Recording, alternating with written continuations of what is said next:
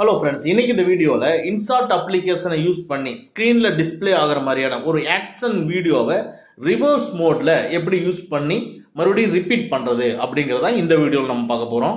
Instar அப்ளிகேஷனை open பண்ணி வீடியோவை கிளிக் பண்ணி உங்களுக்கு தேவையான வீடியோவை ஓப்பன் பண்ணிக்கங்க.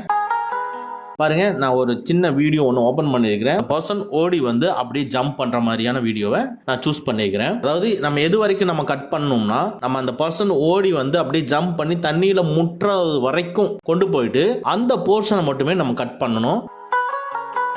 சரி, அப்படியே செலக்ட் பண்ணிக்கிறேன். மேலே இருக்கிற மெனுவை கிளிக் பண்ணி ஸ்பிளிட்டுங்கிறத கிளிக் பண்ணி கட் பண்ணிக்கிறேன். ஸ்பிளிட்டை கிளிக் பண்ணனதுக்கு அப்புறமா அந்த ஃப்ரண்ட் போர்ஷனுக்கு பார்த்தீங்களா, அதை தான் நம்ம சூஸ் பண்ணிக்கிறோம். அதை நீங்கள் கிளிக் பண்ணி செலக்ட் பண்ணிக்கங்க. செலக்ட் பண்ணிட்டு அப்படியே மெனுவை மூவ் பண்ணிட்டு வந்து டூப்ளிகேட்டுங்கிறத கிளிக் பண்ணிக்கங்க.